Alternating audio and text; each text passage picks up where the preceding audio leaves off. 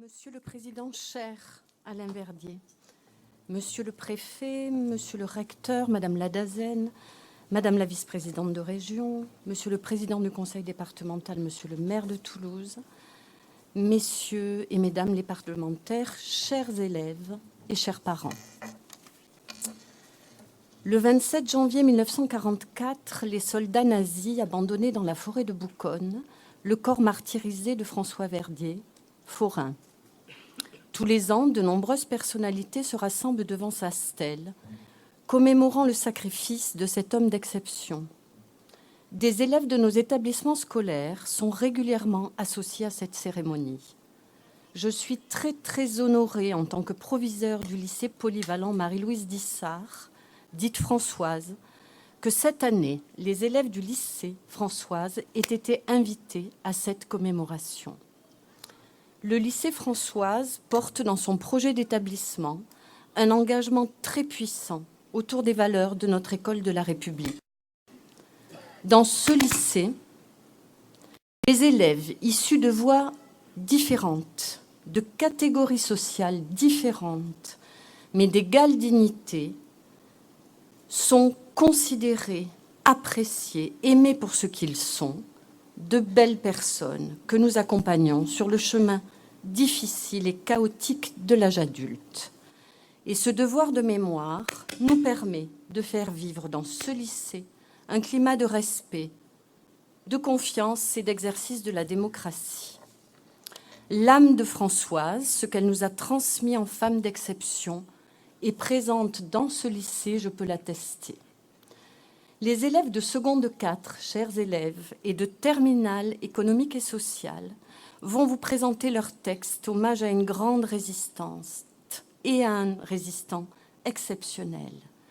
Ces élèves savent et assument la responsabilité qui est la leur de représenter les jeunes générations, futures de notre humanité. Ils connaissent l'histoire grâce à leurs enseignants, auxquels je rends hommage. Ils connaissent cette histoire et assument aussi l'héritage que nous leur laissons. Ils sont magnifiques, je suis très fière d'eux, qui répondent présents ce dimanche alors que leurs épreuves du bac viennent à peine de se terminer, alors qu'un que je salue, Romain ici présent, il y a 1 heure, ne savait pas qu'il serait porte-drapeau, mais qui a remplacé sa camarade malade. Je suis très fière aussi de leurs enseignantes ici présentes, sans lesquelles aucune transmission ne serait possible. Merci à elles. Ces élèves savent, parfois mieux que nous, tisser des liens fondamentaux, accueillir leurs différences de religion, de race, de peau, de genre, de réussite scolaire, avec bonheur comme une richesse. Alors Françoise, forain, vous seriez très fiers et rassurés de savoir qu'ici et ailleurs, notre jeunesse, à son tour, résiste.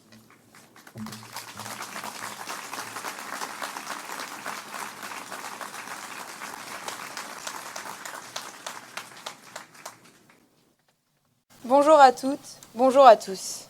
Nous sommes des élèves de seconde 4 et nous sommes ici aujourd'hui pour rendre hommage à François Verdier et Marie-Louise Dissart, dite Françoise, 2 grandes figures de la résistance française en Occitanie, qui ne se connaissaient pas, mais qui défendaient la même cause. Pour leur rendre hommage, nous allons mettre en scène leurs collègues, leurs amis et leurs familles. François, tu étais un fils, un père, un mari, mais aussi mon grand ami. Toi, l'homme bon, toujours prêt à aider ton prochain, à t'engager au péril de ta vie dans la résistance.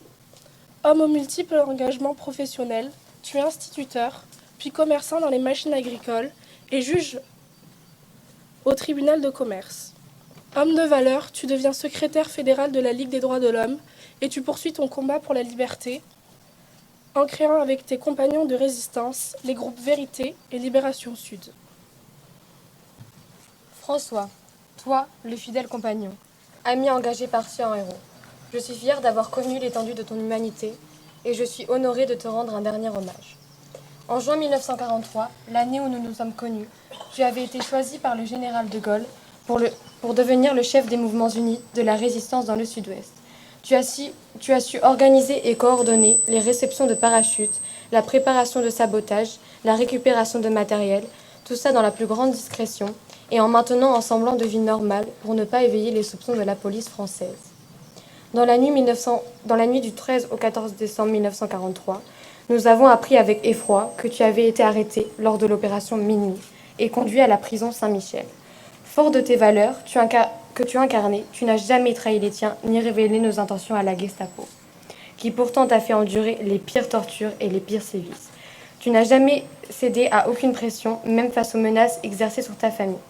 Le 27 janvier 1944, ils t'ont conduit discrètement en forêt de Bouconne et t'ont exécuté d'une balle dans l'abdomen à l'âge de 43 ans. Bonjour, je suis Jean, le frère de Marie-Louise. C'est un immense honneur d'être ici parmi vous pour vous parler de ma sœur. Déjà adolescente, Marie-Louise ne savait pas tenir sa langue.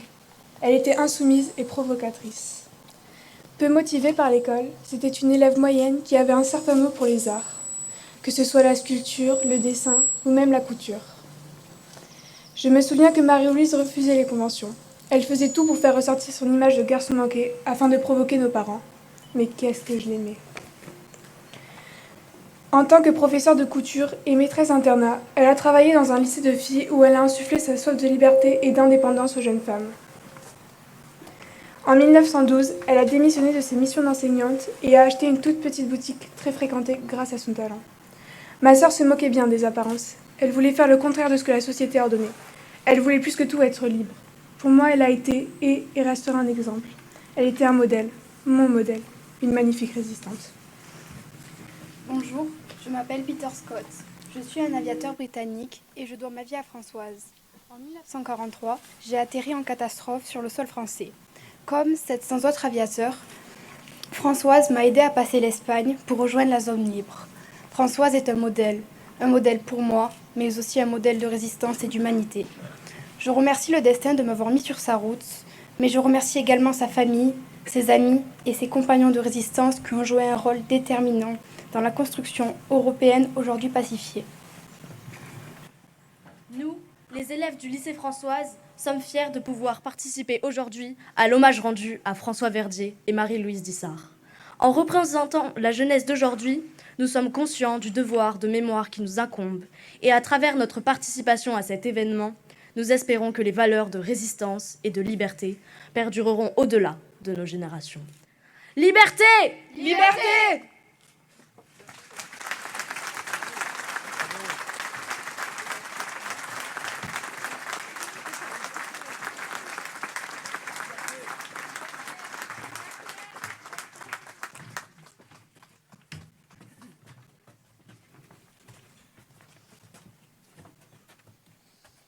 En ce jour de commémoration, nous avons le grand honneur de nous adresser à vous, Marie-Louise Dissart, la résistante françoise.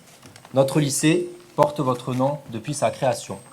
Nous tenons simplement à vous dire, vous êtes une femme extraordinaire, avec un grand courage, et j'ai un profond respect pour vous.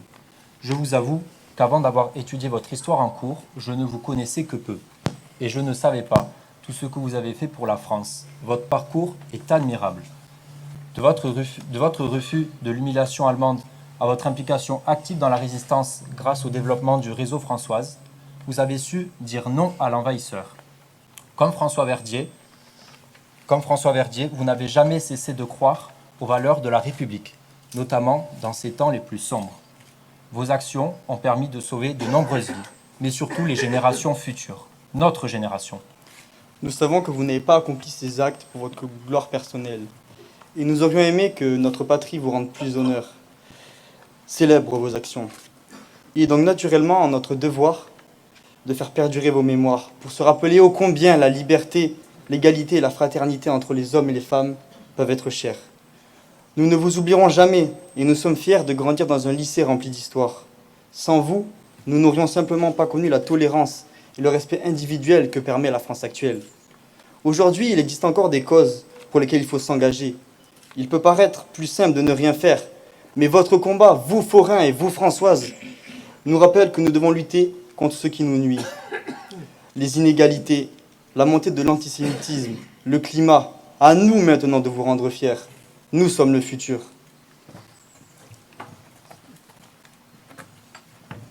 À la Mémoire des résistants français.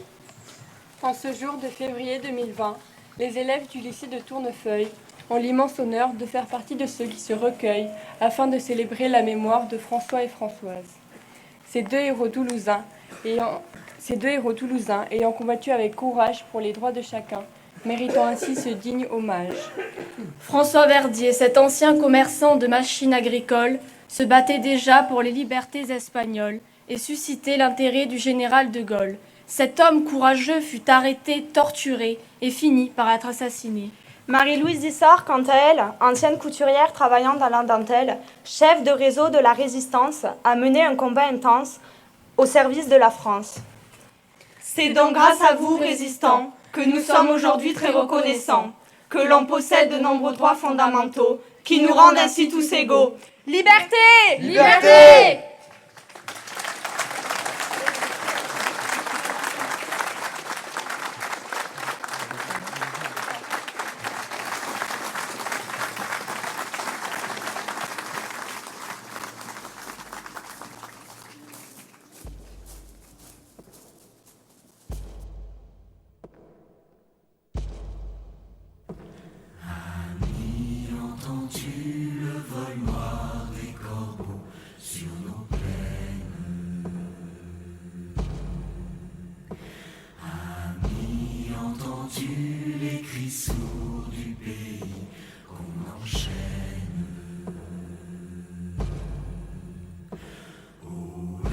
Partisans, ouvriers et paysans, c'est l'alarme.